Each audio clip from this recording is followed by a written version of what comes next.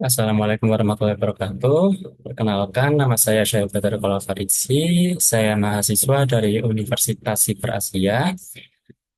Untuk mata kuliah akuntansi keuangan berkelanjutan, saya ada di kelas AK701 dengan NIM 2403010102043. Di sini saya akan membawakan materi terkait akuntansi keuangan berkelanjutan yang disusun untuk memenuhi penilaian ujian tengah semester. Nah, pada pembawaan materi kali ini saya akan menjawab tiga soal ya yang sudah disampaikan pada soal ujian tengah semester mata kuliah akuntansi keuangan berkelanjutan.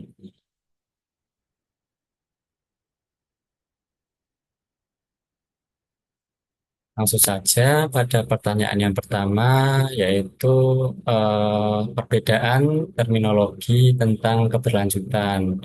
Jadi kita mungkin sudah mengetahui ya terkait SDGs. Jadi SDGs ini memiliki empat terminologi. Yang pertama, Sustainable Development, kemudian Green Economy, Green Accounting, dan Sustainability Accounting. Untuk Sustainable Development sendiri merupakan konsep yang mencakup pembangunan yang memenuhi kebutuhan saat ini tanpa mengorbankan kemampuan generasi masa depan untuk memenuhi kebutuhan mereka.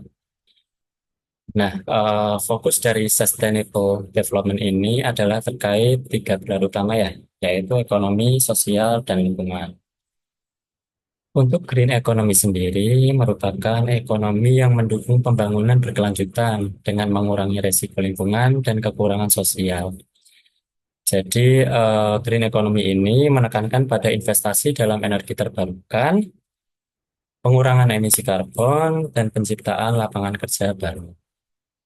Kemudian untuk green accounting, sesuai namanya, merupakan metode akuntansi ya, yang memperhitungkan biaya lingkungan dan sumber daya alam dalam penghitungan laba perusahaan.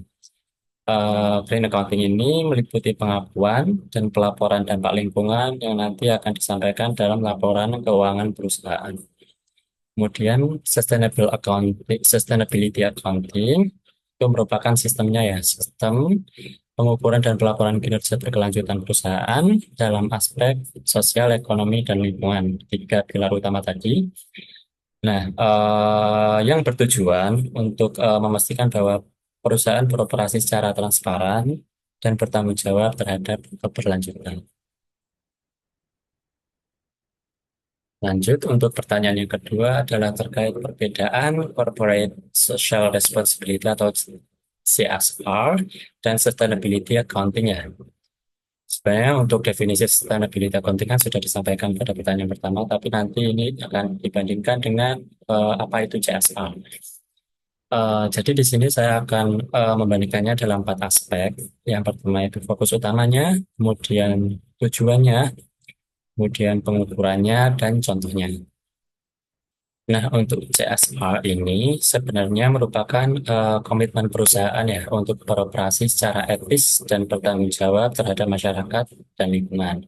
Nah, fokusnya itu apa? Fokusnya itu tanggung jawab sosial ya dan lingkungan perusahaan serta kontribusi positif pada masyarakat.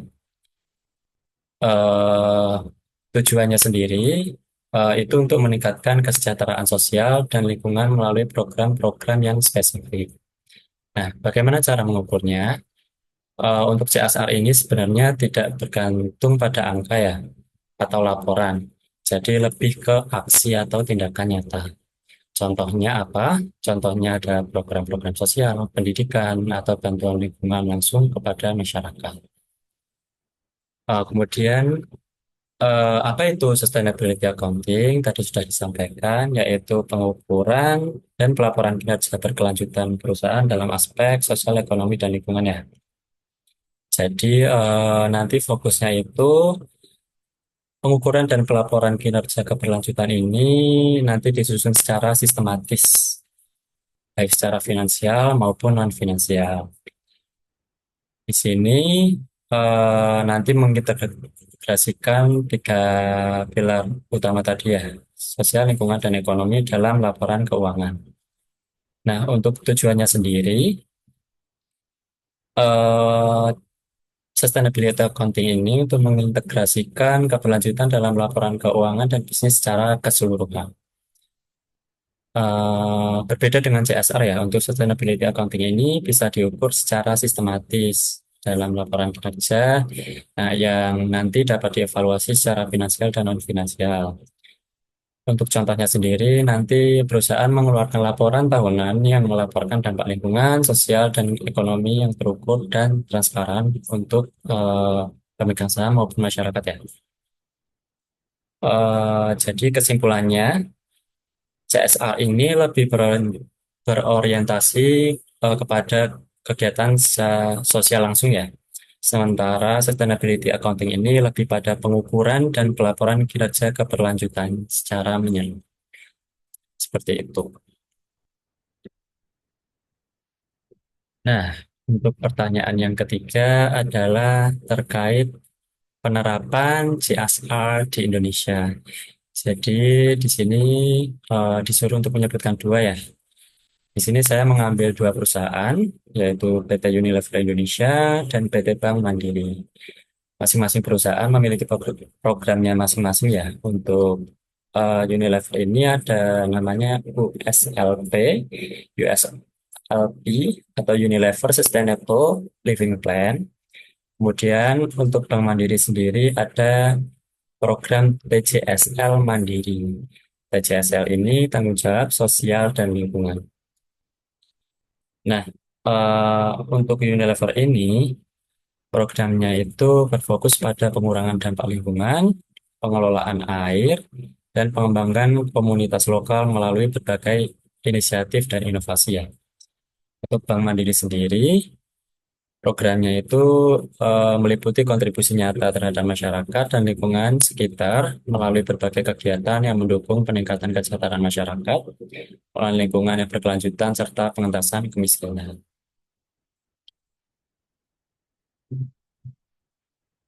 Nah, untuk gambar ini merupakan semangat yang dibangun oleh Unilever terkait sustainable living ya. Jadi mereka memiliki tiga fokus, yaitu profitable volume growth, cost leverage efficiency, atau innovation marketing investment. Dan ini semua terkait dengan sustainability ya. Seperti contoh cost leverage ini, pemangkasan biaya itu seperti eh, pengurangan limbah dan pengurangan risiko. Dan untuk innovation marketing investment ini terkait investasi ya, ini mereka membuat berbagai inovasi yang tadi sudah disebutkan terkait pengurangan dampak lingkungan, pengelolaan air, dan pengembangan komunitas lokal melalui berbagai inisiatif tadi. Nah, untuk profitable volume growth ini mereka fokus untuk menunjang growth mereka atau laba mereka, pendapatan mereka itu dengan aksi-aksi yang sustainable untuk lingkungan. Seperti itu.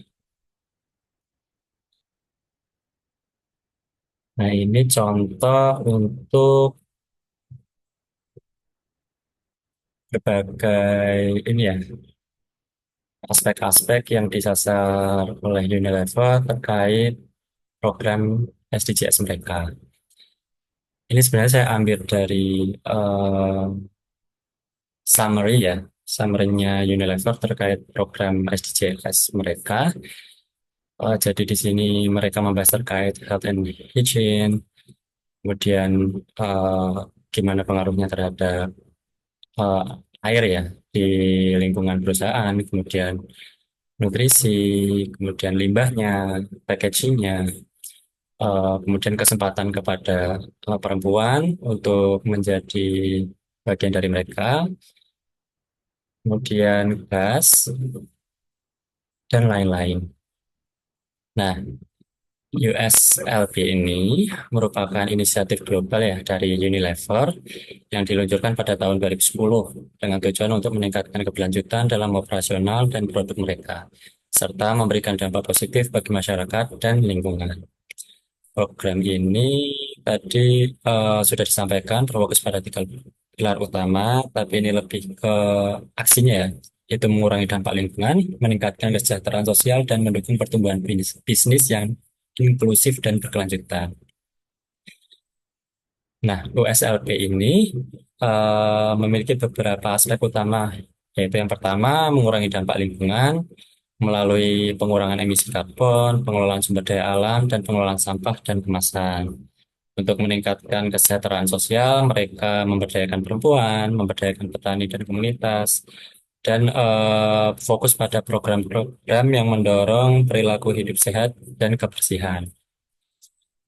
Kemudian untuk pertumbuhan bisnis yang inklusif dan berkelanjutan mereka meluncurkan produk yang lebih berkelanjutan dengan bahan baku yang less atau lebih sedikit bahan kimia yang berbahaya dan menggunakan teknologi yang lebih ramah lingkungan dalam produksi. Kemudian Unilever juga bekerja dengan berbagai pemangku kepentingan, contohnya pemasok, pelanggan, dan masyarakat untuk mendorong keberlanjutan dalam seluruh rantai nilai perusahaan. Untuk pertumbuhan bisnis inklusif, Unilever berkomitmen untuk meningkatkan akses ke produk yang terjangkau dan berkualitas untuk konsumen di pasar berkembang, sambil menjaga keberlanjutan dari segi sosial dan ekonomi. Nah, tujuannya apa? Itu tujuannya untuk mencapai 100% produk yang dapat didaur ulang, digunakan ulang atau diubah menjadi kompos pada tahun 2025 nanti. Kemudian mengurangi dampak kesehatan bagi masyarakat terkait dengan kebersihan dan sanitasi melalui produk seperti sabun dan deterjen. Kemudian memperbaiki kehidupan 1 miliar orang dengan meningkatkan akses terhadap kebersihan dan kesehatan dasar. Dan terakhir, meningkatkan transparansi dengan melaporkan progresnya secara terbuka dalam laporan keuangan tahunan keberlanjutan mereka. Nah, contoh nyatanya programnya itu ada program cuci tangan yang sehat, itu melalui merek Lifebuoy ya. Kemudian program daur ulang itu Unilever bekerja untuk mengurangi kemasan plastik yang sulit terurai melalui inisiatif daur ulang dan penggunaan plastik yang dapat terurai lebih cepat. Jadi USLP ini merupakan komitmen perusahaan untuk mengintegrasikan keberlanjutan dalam strategi bisnis mereka ya.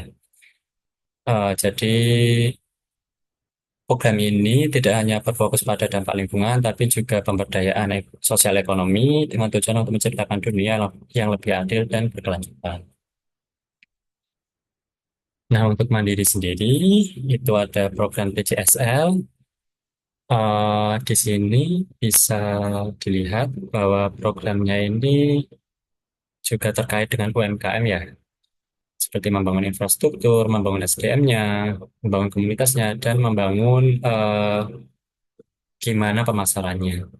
Tapi selain dari UMKM ini, juga mereka mencanangkan program untuk membantu ya bencana alam melalui paket sembako, membangun sarana ibadah seperti masjid, gereja pura, sarana kesehatan seperti unit ambulans, paket nutrisi dan hitan massal, sarana pendidikan ini untuk UMKM yaitu pelatihan UMKM, titik sekolah dan pondok pesantren, serta beasiswa. Untuk sarana umum ada titik balai warga atau gedung serbaguna, titik jalan umum, titik air bersih, dan drainase. Untuk sosial kemasyarakatan ada paket sembako, titik peralatan pertanian, titik peralatan UMKM. Kemudian ada juga program pelestarian alam melalui titik tree planting. Nah, untuk TCSL sendiri merupakan salah satu inisiatif yang dilaksanakan oleh Bank Mandiri ya, dalam rangka memperkuat komitmennya terhadap keberlanjutan sosial dan lingkungan di Indonesia.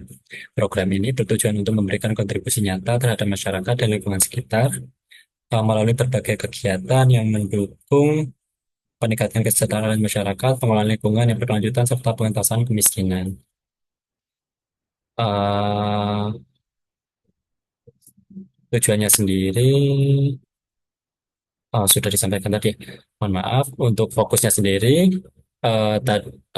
ada pemberdayaan ekonomi masyarakat, terutama untuk UMKM ya, seperti memberikan akses keuangan bagi masyarakat yang kurang terjangkau oleh layanan perbankan. Kemudian untuk pendidikan, seperti menyediakan program pendidikan dan pelatihan untuk meningkatkan keterampilan masyarakat serta membantu mereka memperoleh pekerjaan yang layak. Untuk kesehatan, mereka menyediakan fasilitas dan layanan kesehatan, termasuk program-program yang meningkatkan kesadaran tentang hidup sehat dan sanitasi yang baik. Untuk lingkungan, melaksanakan inisiatif untuk menjaga dan melestarikan lingkungan seperti program penghijauan, pengelolaan sampah, dan pengurangan jejak karbon perusahaan. Dan untuk pengentasan kemiskinan, mereka menyediakan bantuan kepada masyarakat yang berada di garis kemiskinan melalui bantuan langsung, akses pendidikan, dan pelatihan keterampilan. Untuk program-programnya itu ada pemberdayaan UMKM, kemudian program mandiri untuk pendidikan, program kesehatan, dan inisiatif lingkungan, yaitu program penghijauan atau reboisasi. Nah, program TJSL Mandiri ini merupakan wujud nyata ya dan tanggung jawab sosial lingkungan yang dilakukan oleh Bank Mandiri melalui berbagai inisiatif tadi, pemberdayaan ekonomi, pendidikan, kesehatan, dan lingkungan.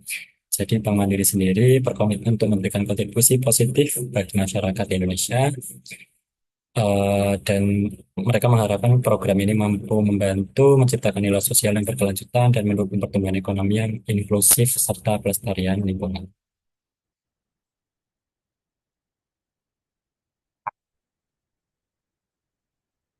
Demikian mungkin presentasi yang dapat saya sampaikan pada kesempatan kali ini. Apabila ada salah kata ataupun kekurangan dalam membawakan materi, saya mohon maaf. Sekian, wassalamualaikum warahmatullahi wabarakatuh.